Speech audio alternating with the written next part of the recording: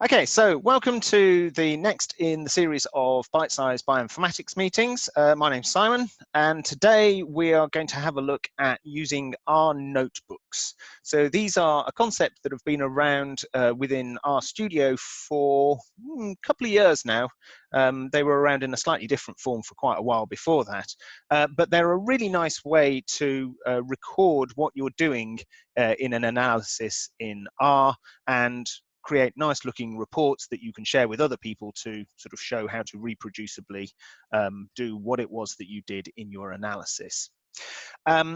The stuff that I'm going to show you today, although I'm going to go through this and this video that we're going to create is going to be available afterwards, there's also some documentation that you might want to take a look at. So if I just share this. So this is my group's web pages. Put that back up and that. And on here, we have all of the training material that we do for all of the courses that we run. Down in there, we do several R courses, but as of the last couple of days, I've just added a load of new stuff to the Advanced R with Tidyverse course. We're not going to get much into the R side of this today. We're just going to focus on the notebooks. But at the bottom of there, there's a thing that says additional material, and here it's writing R notebooks. And this is a manual that goes through in much more detail all of the stuff that I'm going to talk about today, and that is a freely available document.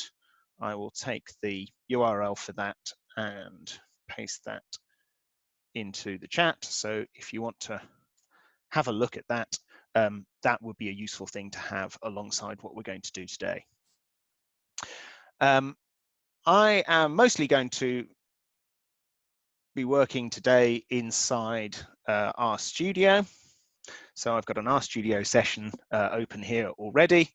This is just the latest version of RStudio and the latest version of R, but these features have been around for a while. So let's start with what R notebooks are and why are they useful.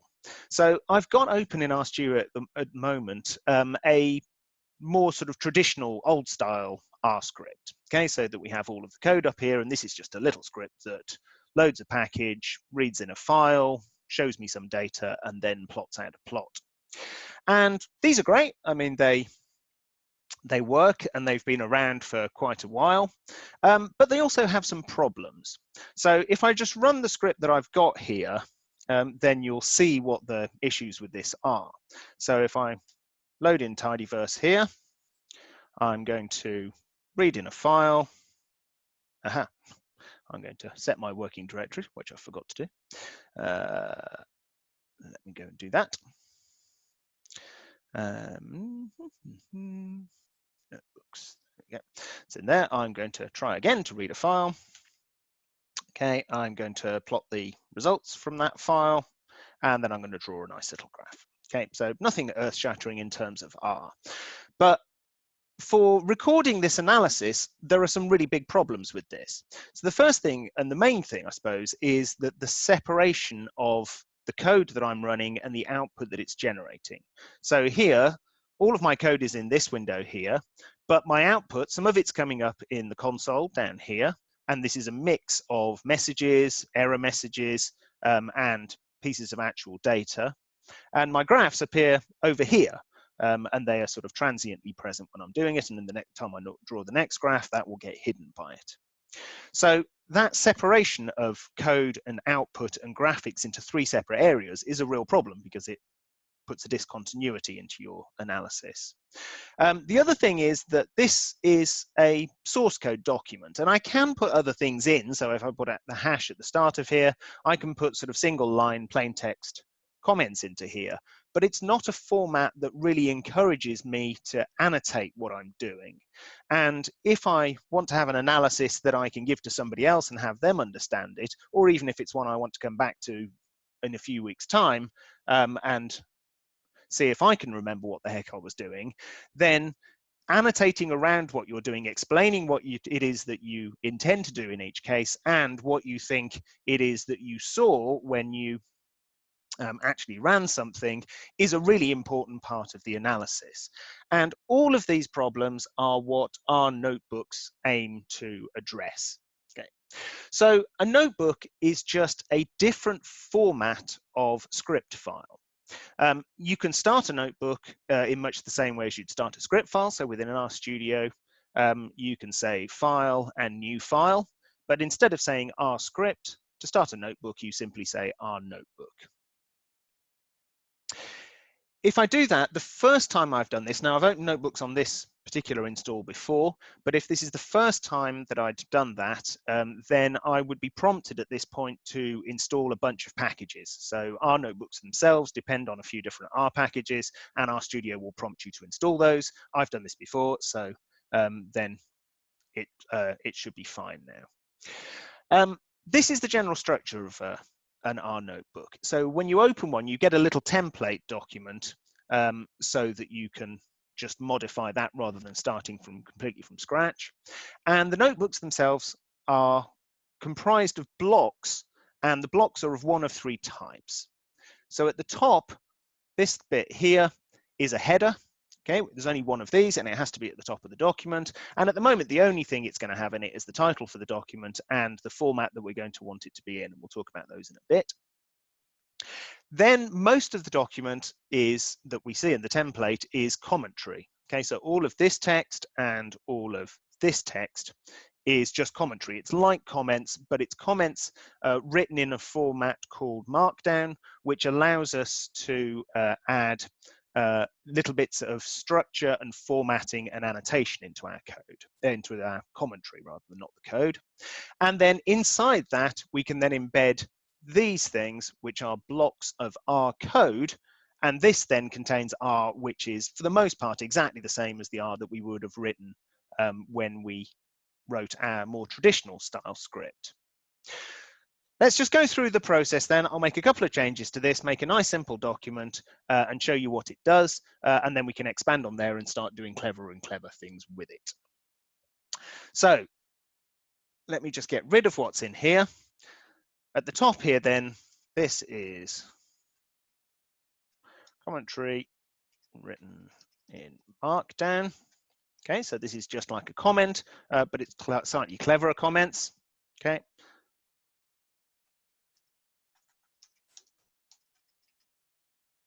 And then inside the R part of this, we can write R code. Okay, so let's do something really simple.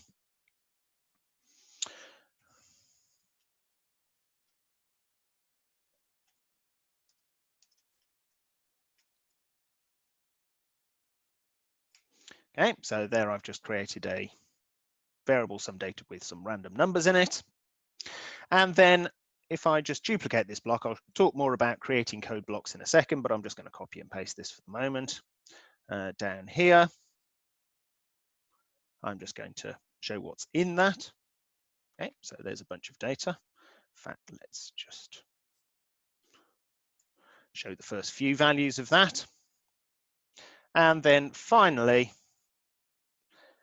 let's do the same thing, but drawing a graph this time. Okay, so immediately just from this small amount of code that I've put in here, you can see all the basic elements that you have in a notebook. You have the header, where you define a title and then some other properties that apply to the document as a whole. Then we can have various bits of commentary, and in between those we put these special blocks which contain the R code, and the R code then you can run in exactly the same way as you would from a normal script, and it's effectively treated as a continuous script that runs top to bottom in the document. The difference, as you'll see though, is that as you run a section of code in here, the output gets immediately embedded into the document right under where you've generated the code block, and that might be text output like we see here, or If it's graphics, then again, graphical output will also embed itself into the document. So we have one document that has everything that we will need, the commentary, the code, and the output that that code generates. There's one additional trick left to be able to use these. So to demonstrate that, I'm going to save this first. So I'm just going to go to File and Save As. I will call this example. The suffix that we would use for one of these documents is an R Markdown document. So RMD is the extension that you should use for this. So this document is a live document. I can keep changing it, editing the code, and making sure everything works and generates what I want. But I can also generate final reports from this. So in the little menu at the top, if I drop down from here, I can select knit to HTML, and it will take all of the document. It will then compile it, and will now generate me thing which you can't see yet. If I do that, will generate me an output which looks like this. And this is an HTML output. So it will make an HTML file, which I can see, but is now a nicely rendered version of that document, which is a single file, which I can stick into my help desk, put into your electronic lab book, email to your friends or collaborators, and which will have everything that you would need to be able to reproduce the analysis. So that's kind of the selling points for this structure. A nice simple document format that you can edit, and which in the end you can compile into a single file, which you can then distribute to explain what it was that you did. Okay, let's look at this then in some more detail to go into a bit more detail of what it is that we can do with this and how different parts work. I'm going to start not with the R code, but with the commentary, and talk about the Markdown sections in here. And then we'll come on to the code in a minute. So Markdown is a type of formatting language which is designed that it can be written to look like sort of nicely formatted ASCII text, but then it has enough in it that when you render it to its final state, it will replace some of the sort of codes that you embed with proper sort of headings and lists and tables and other bits of formatting that are useful. Let's just have a look at how we can do this. So let's look at some simple things that we can put in to the Markdown section to make our final document have some additional formatting. Simplest things that we can put in, we can put in some headings. Okay, so if I want to have an introduction, then if I want to make a top level heading, I simply put the text in and then underline it with a set of equal signs. Okay, and it looks like an underlined header, and the Markdown document will then treat that as an actual header and will render it as such in the final document. Okay, so this is the general idea with Markdown. You put text annotation then that looks like the thing that you're trying to create, and then eventually it actually gets rendered up properly. Okay. Then within the text, if so a double underline is a top level heading. If I want to get a second level heading, then just instead of underlining with equal signs, I underline with minuses, makes it a less strong heading, and that's a level 2 heading. So that will come up in a smaller size of font than the main heading. If I want to go to level 3 or 4 headings, then I can do that, but I use a slightly different syntax. So I could do a level 1 heading by putting a single hash in front, a level 2 heading with 2 hashes, a level 3 heading with 3 hashes, and I think you can go down to about 6. Okay, but all of those are ways of putting structure into your document. Later on, we can put something, and we could have one that said, like down here, I could put plotting in, okay, and then put another heading down there. Now, Headings are really useful, obviously, because they're going to look pretty and they're going to break up the structure of your document. But also in an analysis like this, the analysis itself can get quite big and the document can get quite long, so it can get difficult to navigate around. So if you put headings into your document, then not only do they show up in the final rendered text, we'll also be able to later on make tables of contents out of them. And down here at the bottom of the document, there's a little menu that will show me the headings that I've put in. So if I want to leap to different places in my document, I can use those headings that I've inserted to navigate around the document. Okay, so they're pretty and they're functional. Other things that I can put in.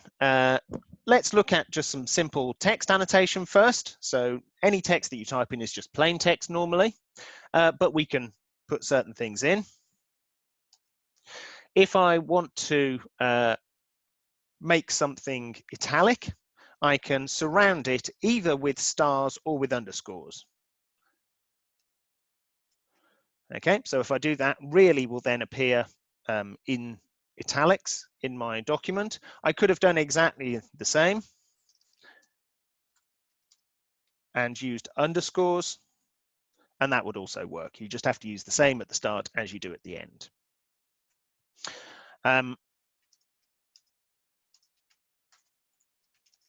I can make things bold by using 2 stars.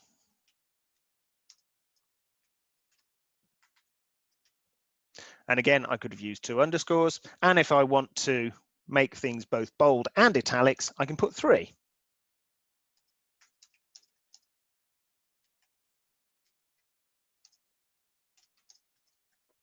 Okay, so simple text annotations that I can do with that. Other things that I might want to put in here would be lists. I can put in either numeric or unordered lists. And again, the formatting is designed to look like the thing that you are trying to create. So to make numbered lists, you just start a line with a number and a dot, and then you put whatever it is that you want to put after that. So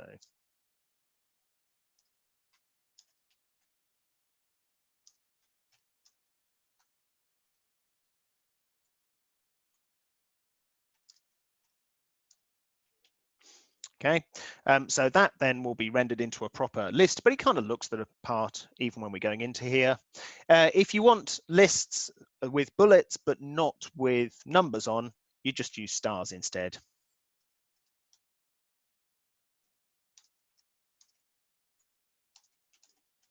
Okay, so again, it looks like what it's supposed to be, and then when it renders up, it will format it correctly in the compiled document that you produce at the end.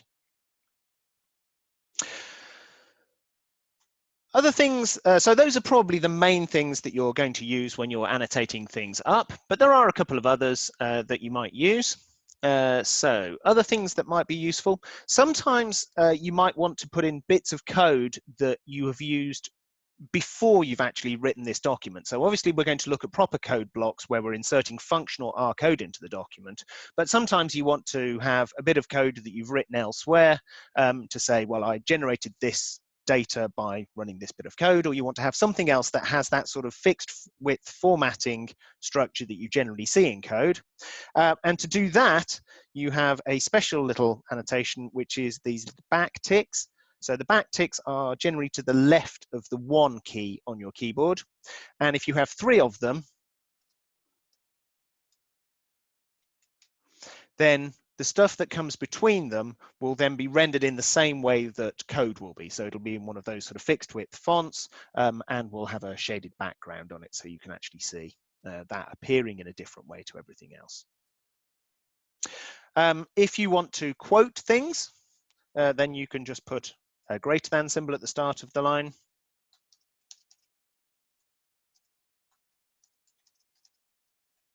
And that again will be indented and shaded and just will look slightly different.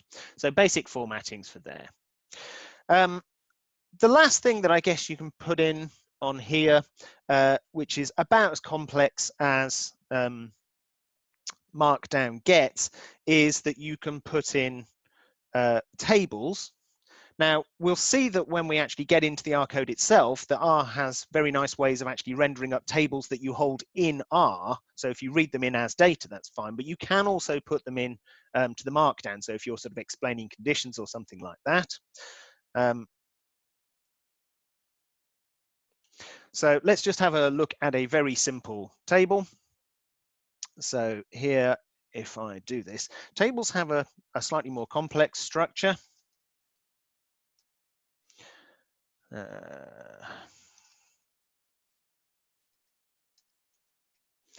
Something like this. Now, the first line I put in is going to be the header, and then I can indicate that that's a header by just putting underscores underneath, minus symbols underneath in the same way that we did for the previous headers. Okay, and then I can put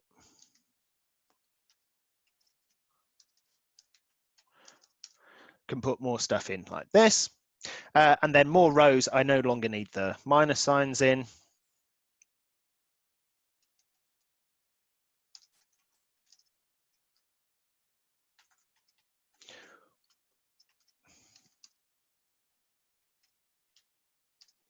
Okay, and you don't have to make these line up, but again, with the idea that you want the text to look nice before it's been rendered, generally it's a good idea to then make it so that your table is nicely formatted in here. So R doesn't really care, but we would generally want to make this look nice when we put it in, so it looks pretty in the ASCII, and then it renders up to a nicer format when we come out.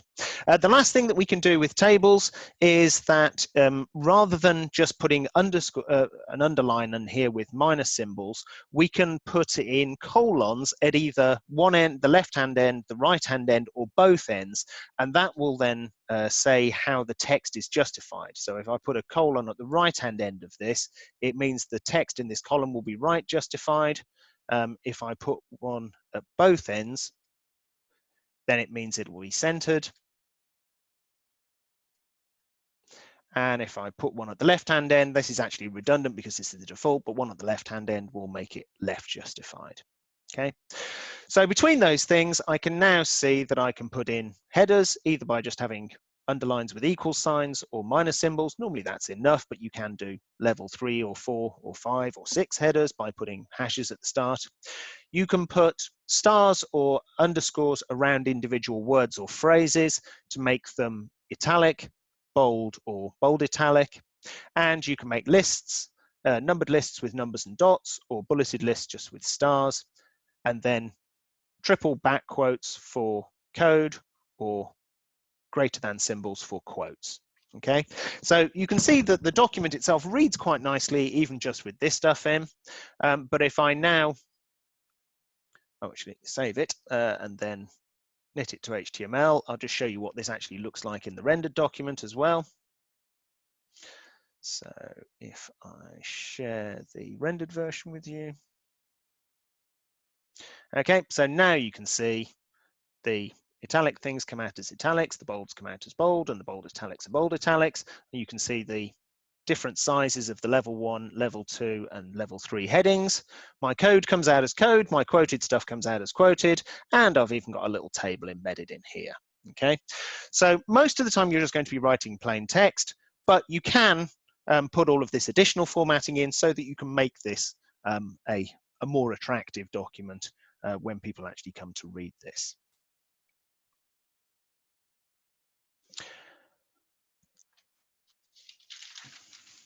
Okay, are there any questions about the Markdown side of this before we get on to what we can have with the actual R code? Is everyone happy with what's in there so far? Okay, I'm not seeing any hands up, so I'm assuming we're all happy with that. Okay, let's move on then. So the bit that I guess is the most important for any of these documents is the code. And code is embedded into these little code blocks. The code blocks themselves just have a little bit of structure at top and bottom, so they look a little bit like the code formatting that we put in here, is in that they are delimited top and bottom with these triple back quotes. But now, after the first triple quotes, we have a set of curly braces, and inside those we start with the letter R to indicate that this is a block of R code. Now you can just type this stuff in, so I could make a new code block here by doing R and then 3 at the bottom, and then I can type my R code in here.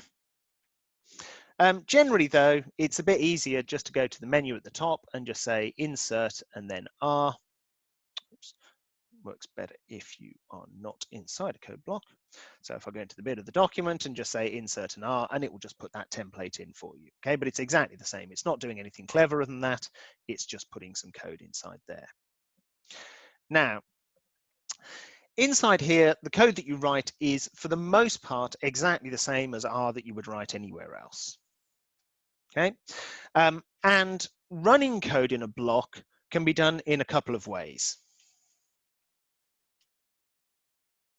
So you can run the code in a block line by line. So if I was in my original R script like this, I can put my mouse on any line, hold down Control and press return, and it will run that line in the console for me.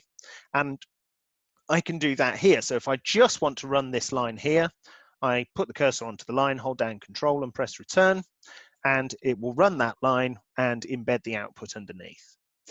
Now it's moved the cursor to the next line, and if I run that, that will work, and I will see the output from this one, but now I've lost the output from the previous one. So although you can run things one at a time, one line at a time, more normally the way that you would deal with this is that you run all of the code in one block and then see all of the output from that block. To do that, there is a little play button on the side, so you can just click on that, which will run the current chunk, okay, and that will generate the output from the two. You can also do it by doing Control and Shift and return, and Control Shift return will run the code for the whole block, okay, and now I can see the 2 bits of output that came out underneath this. Other things that I can do in here are that, in the same way that I used headings to give me structure to my document and allow me to see where I was and what different parts were, and I could navigate around by those, you'll see that when you insert a code block, it'll just come up in the document as a thing saying like chunk 1, chunk 2, chunk 3. Okay, somebody'd put in a question, can we also insert Python into our Markdown? You can. So you can put other languages in, and the support for that is improving. It's not something I've done a huge amount of. Generally, these kinds of documents work better when you are sticking within a language, because even if you insert code from another language, it's not going to transparently work with the data model that you have in different languages. So if you're using Python, I mean, essentially these documents were mirrored off what you got from Jupyter notebooks, which were a similar sort of thing with Python, but Jupyter now has plugins for R, so you can do similar things in there. So there are things for inserting Python or RCPP or SQL or all sorts of stuff in here. There are a lot of complications that come if you try and mix languages within a document. So you can, but be careful of the side effects. It's not just that you transparently get access to all of the same variables in all of the languages. And today we're totally going to just use R. There's enough complications in that for us. Yes, so structure of document. In here, the code chunks are just labeled chunk 1, 2, 3, 4, 5. So again, when you've got lots of these, figuring out where you are can be tricky. So after you've put the R into the header, you can put some text to say what that is doing. Okay, so if I call this simple calculation, then in my document, it now says chunk 1, simple calculation. So again, I can explain what I'm doing in each chunk. Now, let's look at doing some other things to see some other clever stuff that we can do in here. So let's have a look at this second one, and I'm going to call this loading some data, because I'm going to load some data. Oh, actually, before I get into that, I'm going to use the tidyverse packages for loading this, so I'm going to need to put those in. So I'll put a new chunk in here.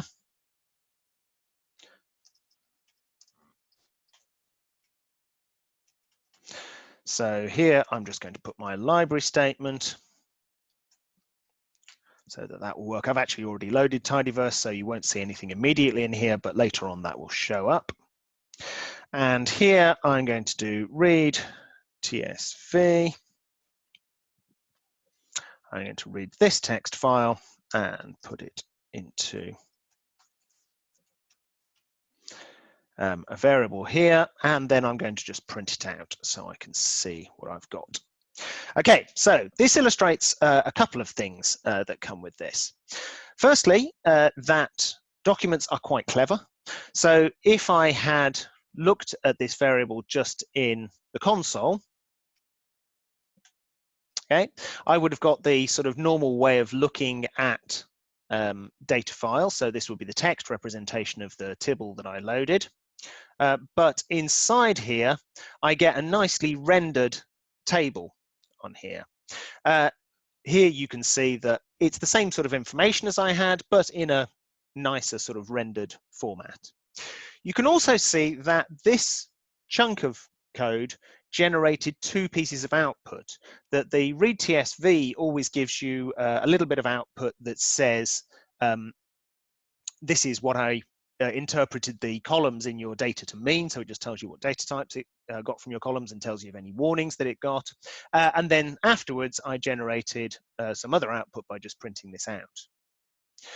One of the sort of ideas with having this sort of block structure in your document is that you want to keep your pieces of code in a block quite short. And there are sort of theoretical and practical concerns for doing this. The theoretical one is you don't want to put too much code in a block because you want to put some annotation around it to say what this code is supposed to do and what you think it generated from the output. So the smaller the amount of code in there, the better. The other more practical consideration is that as you are compiling, as you are working with the document interactively, you can only really have one chunk of output displayed at a time. So if I have a block like this that generates two pieces of output, I get these little sort of sub windows up here, and I would have to click between them to see the different pieces of output. So from a practical point of view, I generally like to stop my chunk at the point at which any output that I care about is generated, and then I would break that chunk and start a new chunk for anything else. So here, maybe I would get as far as putting Trumpton into here, but I wouldn't put anything else in there, and I would start a new block from underneath. I'm going to load in one more piece of data because it allows me to show something else useful. So I'm going to read a CSV file.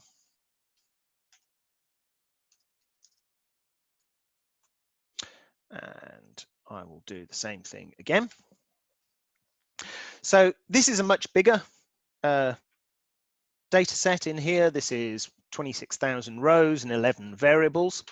But it also shows me something else nice. So when I draw this into the document, there's not enough space to draw all of it, but you'll see that it does pagination on here. So it shows me the first 10 values on here, and then I can step through the rest of the document in here. Okay, so I can go all the way through these. Also, if I don't have enough columns, it shows as many as it can, and then gives me a button that allows me to step to see the columns that I can't see in the basic thing. So this is quite a nice interactive table. So it does clever things both with data frames and tibbles when they insert into the document.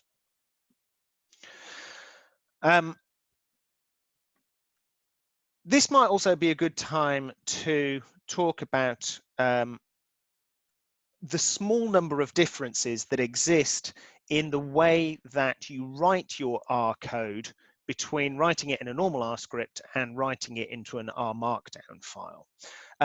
Mostly the code is exactly the same. So whatever you would normally write is exactly the same in here, but there are a couple of differences.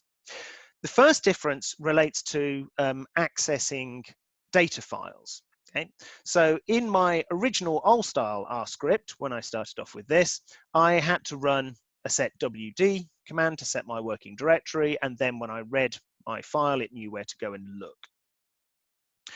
The way that our Markdown documents work, so our notebooks, is that they have the working directory for their code set to wherever it is that you've saved your Markdown document itself. Okay, so when I saved this document, I saved it into into a folder on my desktop, and that folder had my data in. So here I've not done a set WD anywhere in the code, but when I came to read the file, it knew where to look because my working directory was already set to where the Markdown document itself was saved. Now, if you want to read data from somewhere else, then that's really not how Markdown documents and notebooks are designed to work. You can make it happen, but it's going to fight you. So if I want to read something from another folder, I can set the working directory. So I have another folder called some other folder. And I can do that. But if I try and set the working directory, two things will happen. The first is that I'm going to get some horrible red text saying, okay, well, I changed this, but it was changed inside a notebook chunk, and it will be reset when the chunk is finished. So if you do reset the working directory, it only persists for the block in which it's been set. Okay, it says something about using nitto rootdir to change the working directory for notebook chunks, but don't do that. Work with it the way that it wants to be worked with, which is that you put all of your data in the same folder as the Markdown document. Firstly, it means that it's nice and easy then to share because you can just zip up the whole of that folder and send it on to somebody else and it will just work. But if you do need to change your working directory, you'll have to do it in every chunk that you actually want to use that other working directory in. Okay. So working directories are the one thing that are very different. The one other thing that's different is in the way that graphs operate. Now, with our notebooks, in a normal R script, you would have a single graphics device. So you would have the graphics window down here, and all of your figures and graphs would go into that window. In a notebook, you have a graphics device associated with every chunk in your document. Okay, so any chunk can go and draw a plot. Okay, so I could take my child data set,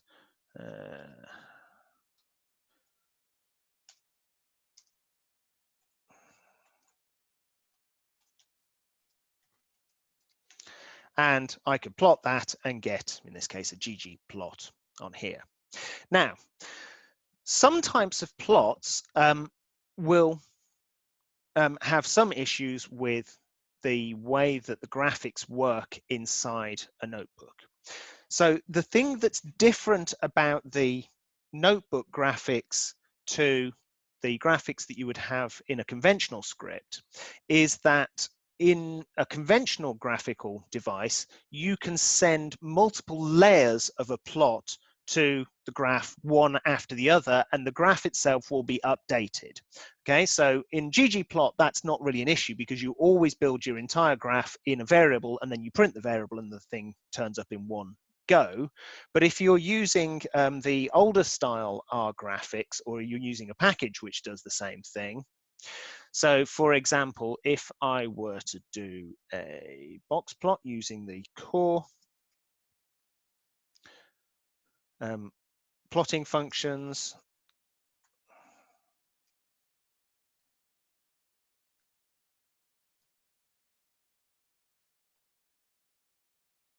Okay, so I can do I don't mean box plot. Let's try a bar plot. And then if I wanted to put a title on that, I would just say title a nice plot. Okay. Now, if I were to do that code just in a normal console, I can say, go and do a bar plot of this, and it will draw my, oh, I missed off a bracket. It'll draw my bar plot, and then I can say, go and put a title on top. And if I do that, then the title then gets drawn over the top of the existing plot. Okay, so that's the way that you would conventionally do it. That doesn't work inside a notebook. The graphic device that exists in a notebook has no ability to update. So if I draw this line and do the bar plot, and then I try and put the title on, I'll get an error. And it'll say, well, you can't run this because plot new is not being called.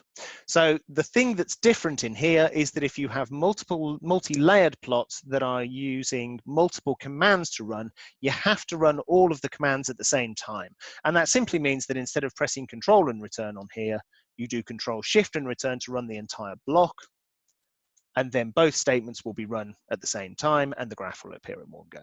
Okay, so those are the only two things that are in any way different about the code that you would write in a notebook to the code that you would write in a script. One is the behavior of the working directory, and the second is the behavior of conventional multi-layer graphs, that they all have to be drawn in a single operation. Okay, but generally that works out and it's not too bad. Okay, so we've now seen an awful lot of the functionality that we could have in here. Let me just put a little bit more annotation in here because it's going to let me display some things, other things in a moment.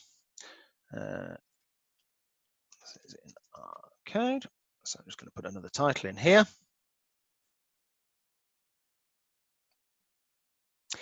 Okay, and once we've done that, now we've got a document where we've got commentary, code, and graphs all together, and we can now render that up into an HTML file to see all of this stuff put together.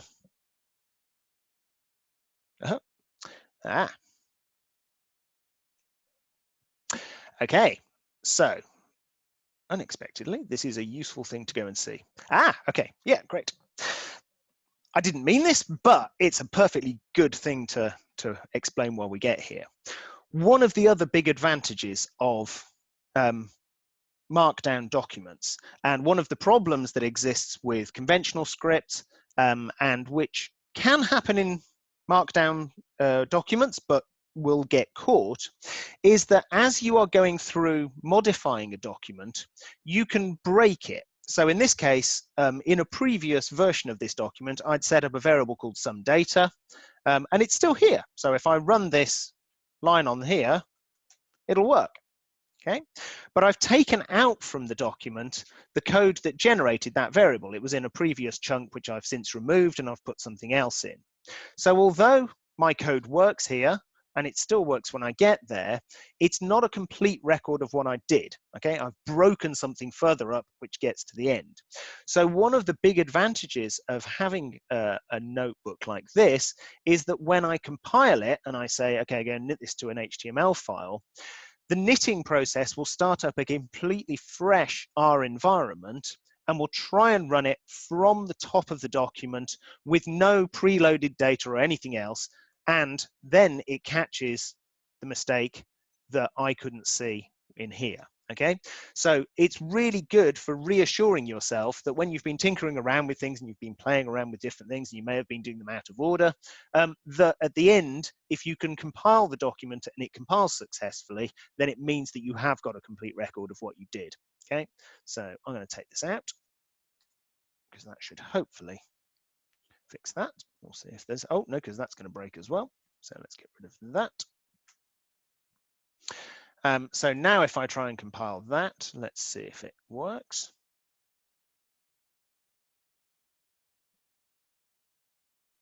Okay, so this time the compile got to the end, so it means I do have a complete record of what I did. And if I have a look at my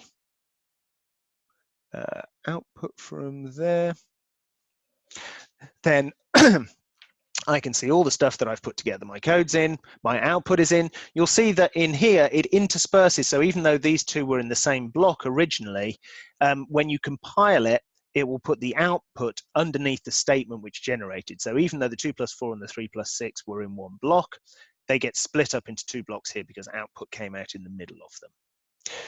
Other things that I might not want in here, for example, when I loaded Tidyverse here, Tidyverse just when it loads spits out a load of messages to tell me about the versions it's used and other stuff, and I might not want that in my document. So what we'll look at in a second is how we can clean some of this stuff up.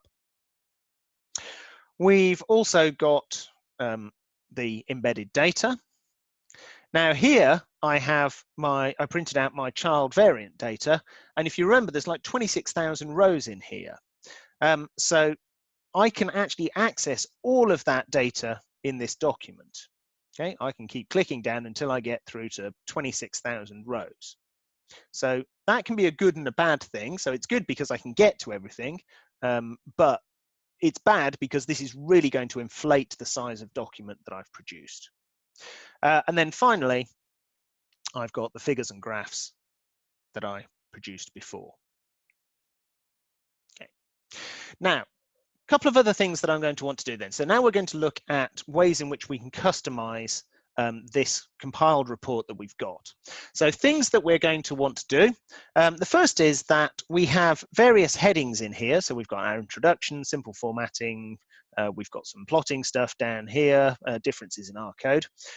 But if this is a really long document, I've got no way to jump to those sections like I had inside the notebook itself. So I'm going to look at how I can put a table of contents on there so that I can navigate around in the compiled document. I'm also going to look at how I can change the behavior of the code chunks to get rid of some of these messages that I don't necessarily want to see, and maybe to change the size and the formats of the graphs that get embedded into here.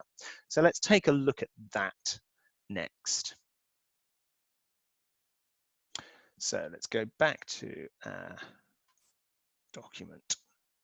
Okay, let's start with the table of contents. It's one of the most useful things that you can have in here.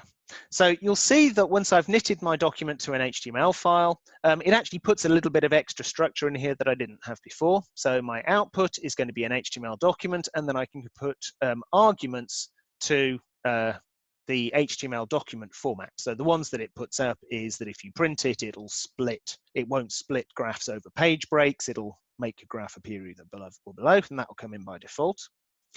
I can put other things in here though. So if in here I put toc::true and then save, and then I recompile the document. Once you've selected that you're doing an HTML document, you can just press the knit button. You don't actually have to go into the menu every time. Okay, and if I go back to my compiled document again, you'll see now at the top of the document is a table of contents built off the headers that I put in here. So I can click on any of these to go to the appropriate point in the document. Okay, so I can leap around to there. So that's kind of useful, but it also means that once I've leapt down, there's no easy way to leap to somewhere else because my header is at the top of the document. Okay, so it's kind of good, but it's not really nice enough. So I can make it better. So if I go back to my RStudio,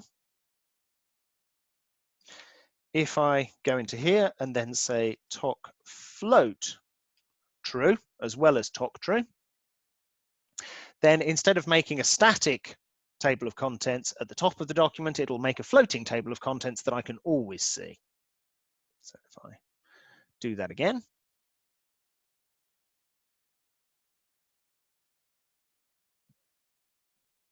okay, so now my table of contents is here on the left and is always visible. And in fact, as I scroll up and down the document, you'll see the different levels opening up. So you'll see the level 1 heading, and if I click on that, I'll see the level 2s, and if I click on that, I'll see the level 3s.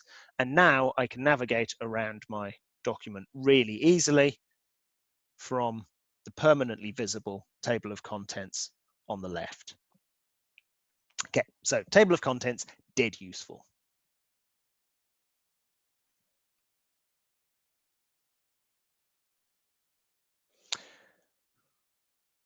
Why didn't that work? RStudio. Oh, you can see it. Okay, it's because it's hiding on mine. Other things that we can do to tweak this then. Let's have a look at getting rid of some of the messages and warnings that I may not want to see. So if I go down to here, so I loaded at some point tidyverse here. I can add extra arguments to this header for the code block to tell it how to behave. Okay, and the two things that we're going to look at is the things that it reports in the block and the size and format of the graphics. So let's start with the things that it reports. So in this case, there are two types of output that I can suppress in here. I can suppress either messages, which are things like the loading messages from tidyverse, or I can suppress warnings. Okay, so like when I set the working directory, there was a warning, and if I didn't want to see that, I can suppress that.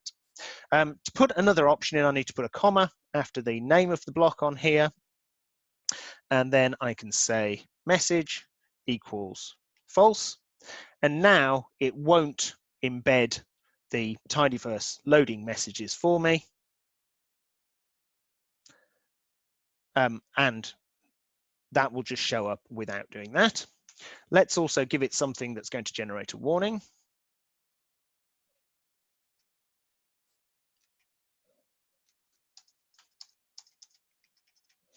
Okay, if I wanted to suppress warnings in here, this is obviously a slightly silly one to suppress because it's the only thing in here, but other things might produce warnings as a side effect, then I can say warning equals false, and that will also suppress that message for me. Okay, so if I save that and knit it now,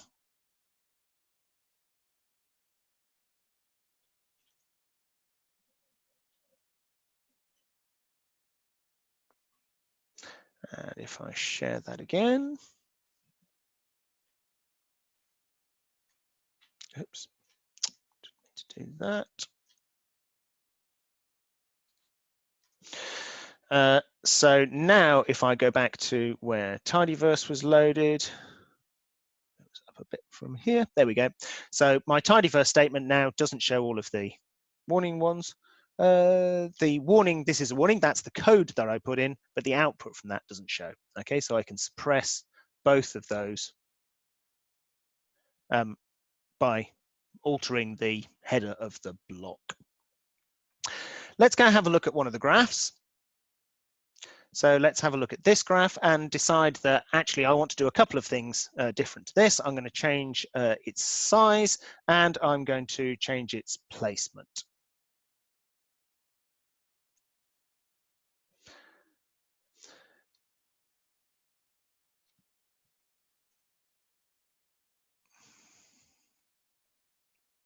Oops, let's go back to RStudio. There we go. Right, so let's find where I put the graph in. Again, changes to the graphics device are also options that you can set in the code block header. And the particular things that I need are fig height and fig.width. Both of those, you give it sizes in inches, because hey, it's American, that's what they deal in. So if I said fig height is 4, and then fig.width equals 8, then that will immediately apply. So if I recompile this in here, you'll see the shape of the plot change. It will always try and fill the width in the dynamic document, but it will change its absolute size if we put it into the other document. If I do it the other way around, let's make this quite tall and thin. So let's make this height of 10 and a width of 3. Okay, so I get a very squished up graph like this. 10's maybe a bit big. So 6. There you go, it's a bit more sensible, so we can actually see it. Other things that I can set in here then is fig.align. And if I align that in the center, then it just means in the compiled document, that figure will be centered on the page. It won't work inside the interactive document, but again, when I compile it,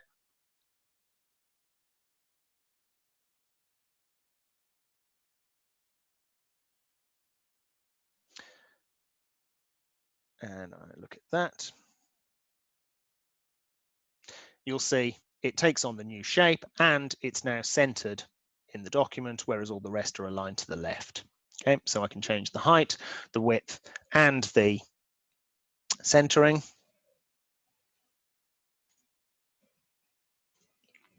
Okay, 2 other things that I can do in here. Let's do them on a different plot here. I can change the format for the plot. So the default is that the plots that go in here are PNG images, which are sort of nice and compact and sort of fairly usable for most things, but they're not suitable for putting into publications or even adapting for publications because they're going to have limited resolution. I can change the format of the output device. So if I put dev equals, normally the alternate format that you would want to use would be SVG to make this into a vector image. Okay, it will redraw. You won't see anything much change inside here. But again, if I knit this document, this will now be a vector version of the compiled document, so that this figure in here now is a vector graphic. It doesn't look an awful lot different in here, but if I open this in a browser, so every time I do this, if I look at my folder that I've been working in, you can see that it's generated this HTML file. When you first start, you'll get one of these nb.html files, but generally you don't want that. I'm going to get rid of that. Once you've compiled it once and say knit to HTML, you'll just get an HTML file. And if I open this in a web browser, let me just put that into here.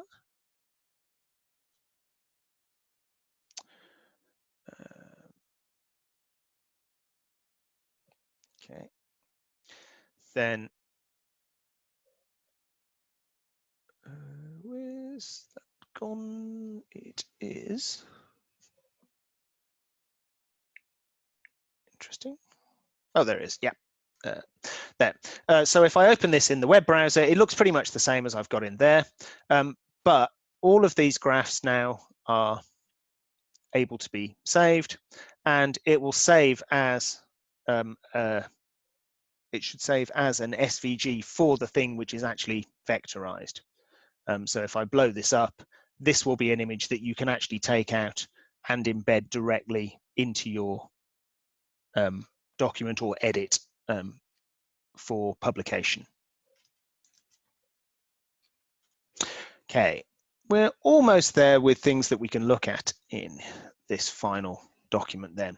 So now we've seen how we can generate commentary, how we can format that using the Markdown, how we can put in code blocks, and how we can tweak those code blocks to either change the output that they generate, so excluding messages or warnings, or that we can change either the size or the format of the output that they put in.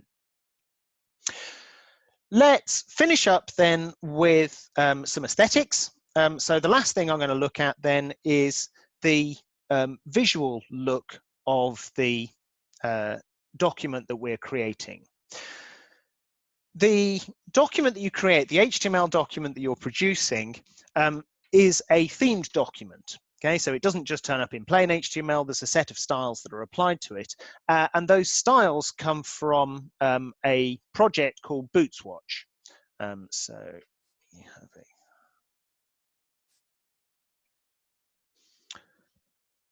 So if I just open this up in here, then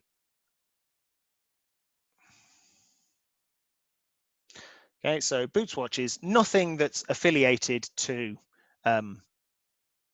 R or RStudio. It's just a set of 3 free themes that you can use. These are free for anyone to use, and the Markdown has taken these. Now, not every theme that is listed in here is available in R, but quite a few of them are. Okay, so these are the ones that you can select from. So if I want to change the appearance of my document, then when I go back to here, in the header, where I put the table of contents and other things in, if I put a theme statement in, and I'll put in the journal theme, and if I compile that, then that will just change the look of the document that I've got, so that I will get something that I might like the look of better. Or so there we go. So if I now look at the compiled document from that, you can see that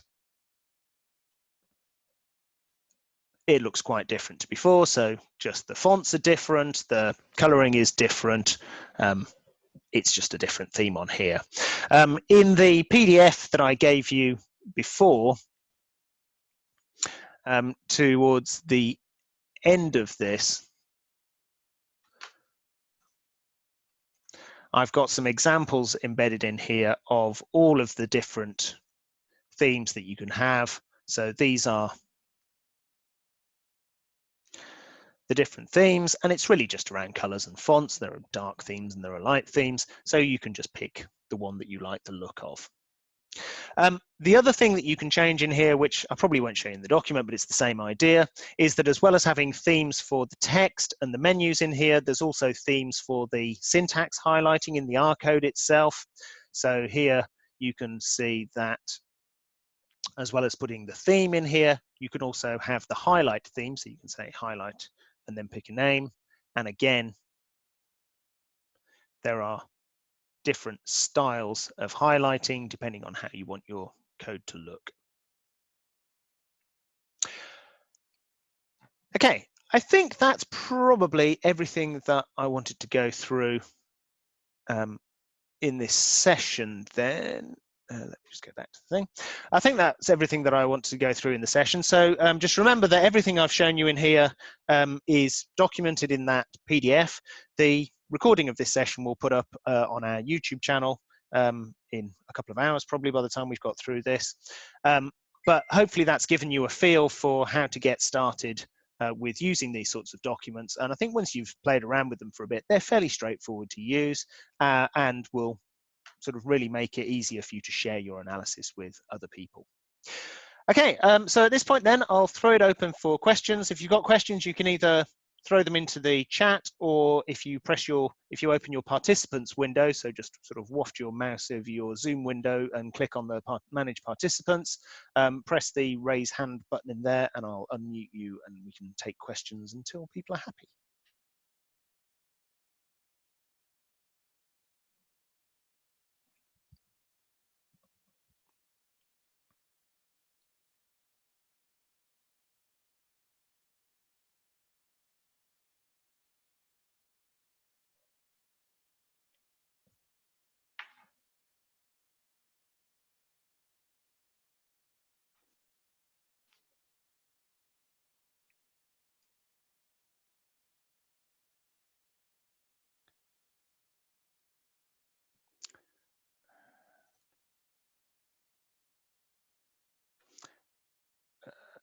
Okay, Jay, yeah. Hey Simon, Hi. that's a great intro. We have some stuff that we like reference genomes and stuff like that we just keep one copy of. So would you recommend kind of, I mean, first of all, from a notebook, can you go .. /.. to find stuff outside the current working directory, or would you recommend just not going there? You can. So, I mean, the thing with the working directories, the idea is generally that it wants to make it easy for you to bundle everything up in a way that you can give that to somebody else, have them sort of just uncompress it and press go, and it'll all just work. You're not forced to. So yes, you can use relative paths that go further down into the structure. Those are probably more common, but you can go up and out the other way. The only time you're going to get a warning is if you reset the working directory. And you can do that. If there's a good reason for doing it, fine. I just wanted to point out the way that it sort of expects you to do it and how it's going to shout at you if you try and do it the other way. Yeah, thanks. But yeah, for big files like that, yeah, that might well make sense.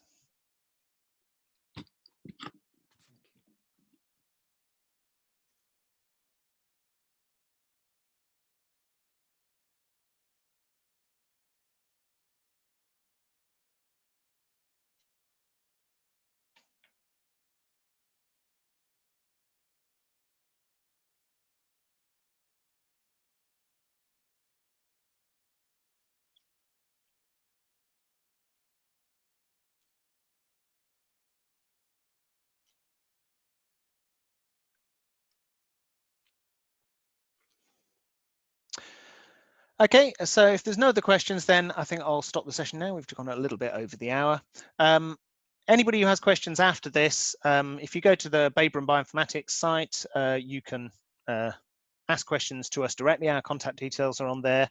This talk will be up on the Bitesize Bioinformatics playlist on the Babraham's YouTube channel, so feel free to comment on there and we'll keep an eye on that and answer things. But if not, I'll end the session there, and I hope you found that useful.